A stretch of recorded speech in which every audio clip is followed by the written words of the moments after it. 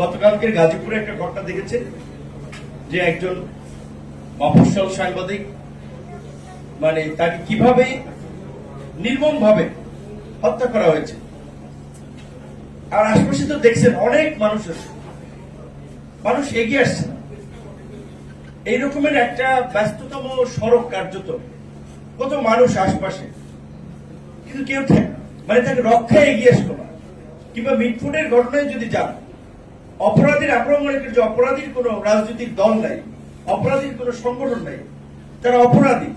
এবং এই জন্যই আমরা বারবার বলি যে অপরাধের সাথে যারাই জড়িত থাকুক, সে রাজনৈতিক দল মঞ্চেই থাকুক, তাকে যেন উপযুক্ত বিচারের মুখোমুখি করা হয়, যেটা দেখে অন্যরাও যেন এই ধরনের অপরাধ করতে সাহস না করে।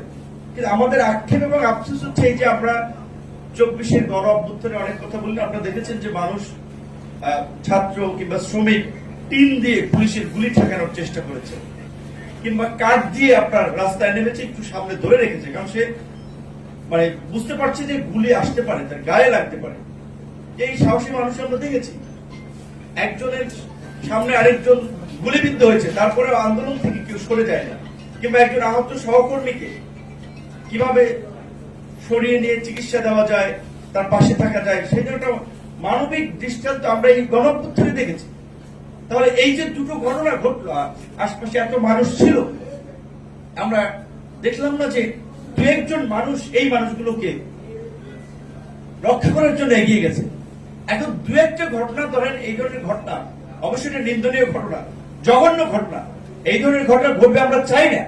কিন্তু এই দু একটি ঘটনাকে আবার পুঁজি করে, দু একটি ঘটনাকে সেন্টার করে আবার সব শেষ হয়ে গেছে, এই ধরনের আবার ধোয়া তোলা আমাদের ঠিক না।